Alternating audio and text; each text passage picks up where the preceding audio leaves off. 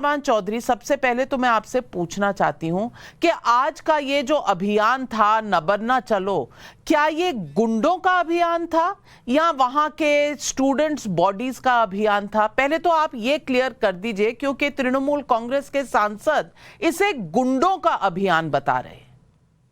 देखिए नाविका जी, सबसे पहले तो ये बता दूं कि बंगाल में क्या पूरा देश भर में, पूरा विश्व में जो घटना आरजीकर में हुआ उसका खिलाफ पूरा देश एकजुट होकर खड़ा है। लेकिन आज का जो प्रोग्राम था वो दरअसल एक बीजेपी, आरएसएस, विश्व हिंदू परिषद और अखिल भारतीय विद्यार्थी परिषद का बुलाया हुआ बंद है। ये तो पर्दाफाश हो चुका था परसों रोज को ही, क्योंकि जो ऑर्गेनाइजर थे वो ना तो कोई स्टूडेंट बॉडी से बिलोंग करते थे, वो एकदम सक्रिय कर्मी थे बीजेपी आरएसएस के। ये तो बात एक तरफ से सच। दूसरी बात ये है, जहां एक पीड़ित के लिए जो एक निर्यातिता, उसके लिए जिस तरह से आंदोलन में पूरा बंगाल एकजुट होकर लड़ाई कर रही है, वहीं पे शर्मनाक तरीका से बीजेपी और आरएसएस इसका राजनीतिक फायदा उठाना चाह रहे हैं। आज ममता बनर्जी का बहुत सारे गलतियां हैं इस मैटर को लेकर, इसमें कोई दो राय नहीं है। लेकिन जिस तरह से आज का आंदोलन हुआ, एक 80 साल का साधु, तांत्रिक साधु को अब वीडियो वायरल हुआ होगा, वाटर कमान का सामने में खड़ा है, उसका सच ये है कि वो आरएसएस का सक्रिय कर्मी है। आज जिस तरह से एक ट्रैफिक पुलिस वाला को पकड़कर बीजेपी और आरएसएस के लोग जैसे पीट पीट के जा रहे थे, जिस तरह से कॉलेज स्ट्रीट में, एमजी रोड में जिस तरह से पुलिस के ऊपर पथराव हो रहे थे, मैं तो वीडियो देख रहा था न्यूज में बंगला चैनल का और यही सोच रहा था कि ये सिचुएशन अगर उत्तर प्रदेश में होता या मध्य प्रदेश में होता तो अब तक जो है कि सुधांशु जी का बुलडोजर अब तक उसके घरों में चल चुके होते। लेकिन ये एनार्की जिस तरह से फैलाया गया आज, ये हम बंगाल के लोग नहीं चाहते। हम विरोध है, हम ममता बनर्जी का विरोध करते हैं, बहुत जोर विरोध कर रहे हैं, और लेकिन इस तरह का एनार्की हम कतई नहीं चाहते। दूसरी बात देखिए किस तरह से राजनीतिकरण कर रहे हैं। आज एक तरफ जिस तरह से अपना कैडर स्ट्रेंथ को बुला दिया रास्ता में, पूरा कलकत्ता स्तब्ध हो गया प्रवक्ताओं से। सुधांशु त्रिवेदी जी, ये इंसाफ की लड़ाई है या राजनीति की लड़ाई है? सवाल पब्लिक का शो पर उठाया गया है, जवाब दीजिए। देखिए, इंसाफ की लड़ाई और गुंडागर्दी दोनों का जवाब देता हूं।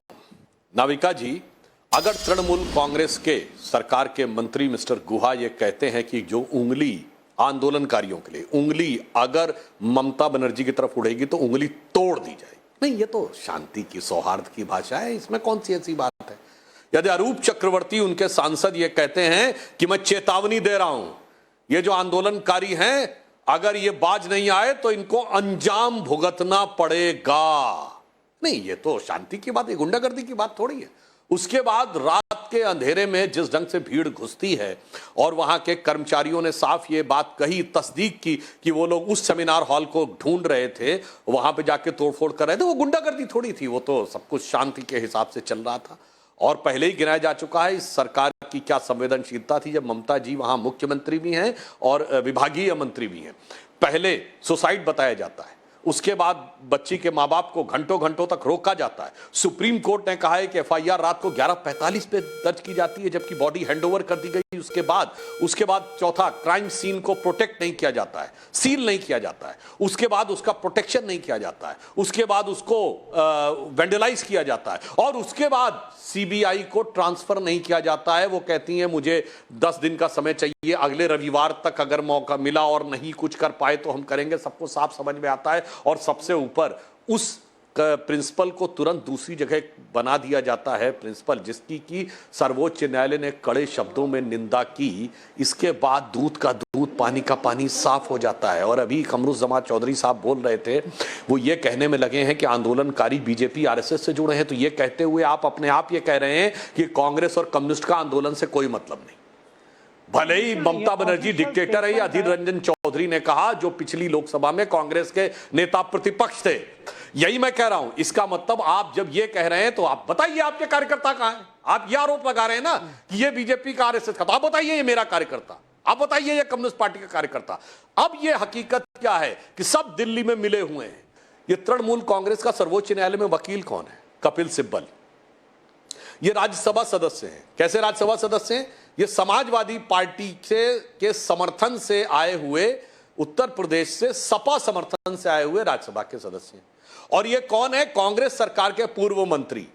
मैं पुनः कह रहा हूं, दर्शकों सुनिए कि कांग्रेस का लंबे समय तक सरकार में मंत्री रहे कपिल सिब्बल, जो वर्तमान में समाजवादी पार्टी के समर्थन से राज्यसभा में पहुंचे हैं, जो अलगाववादी और आतंकवादियों के केसेस को डिफेंड करने के लिए कुख्यात और विख्यात या कुख्यात रहे हैं, वही तृणमूल कांग्रेस सरकार के तरफ से अपराधियों का बचाव करने के लिए खड़े हैं। अब एकदम दूध का दूध पानी का पानी है कि इंडी गठबंधन के सारे लोग एक दूसरे के अपराधों पर पर्दा डालने के लिए एक दूसरे के साथ हैं, एक दूसरे के गुनाहों पर पर्दा डालने के लिए शुद्ध राजनीति कर रहे हैं। बिल्कुल सही सवाल उठाया है। और जूही सिंह जी, मैं आपसे पूछना चाहूंगी, जूही सिंह जी, अगर इस तरह के किसी भी प्रदर्शन में अगर water cannon, tear gas, lathi charge सब हुआ होता तो सबसे पहले विपक्ष क्या कहता कि भाई मोदी तो तानाशाह है, बिना ऐसा कुछ हुए भी यही कहा जाता है।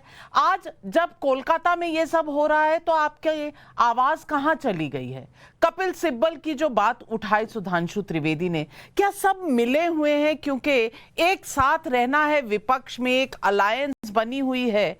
तो आज उस 31 साल की ट्रेनी डॉक्टर के ऊपर आपके होंठ सिल गए हैं?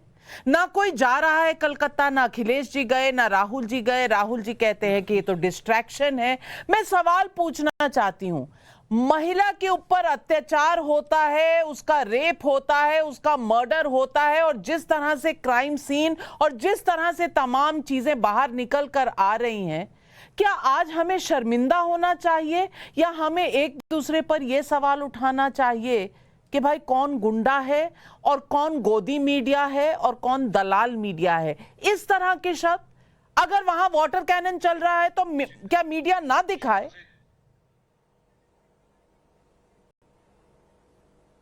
नाविका जी, आपका बहुत ही निष्पक्ष पैनल हमेशा से रहा है। बात आपसे ही शुरू करती हूँ कि महिलाओं के प्रति बलात्कार, यौन हिंसा, हरासमेंट, छेड़छाड़, इन सब के मामले बढ़े हैं। जो कोलकाता में हुआ, आरजीकार में हुआ, निहायत शर्मसार है। ये भी बात सही है कि ऐसे मसलों पर बलात्कार, महिलाओं के प्रति जो सुरक्षा की कमी होती है, उस पर संवेदनहीन और निर्मम बयान नहीं देने चाहिए। टिप्पणी पर जरा सा कंट्रोल करना चाहिए। मुझसे भी कभी ये गलती हुई, उसके लिए मुझे बहुत खेद है। लेकिन जो आप कह रहे हैं कि मापदंड तो एक ही होना चाहिए, कौन किससे मिला है ये प्रश्न नहीं है। प्रश्न ये है कि आज सीबीआई के पास केस है, सीबीआई तफ्तीश कर रही है। आप पूरे घटनाक्रम को, जो गुनाह हुआ, उसको जरूर सुधांशु भाई पूरा रिकाउंट कर सकते हैं। आज कस्टडी में है, इंटरोगेशन हो रहा है और न्याय बच्ची को मिलना चाहिए, उसके माता पिता को मिलना चाहिए। प्रोटेस्ट और वाटर कैनन की बात हुई, हमारी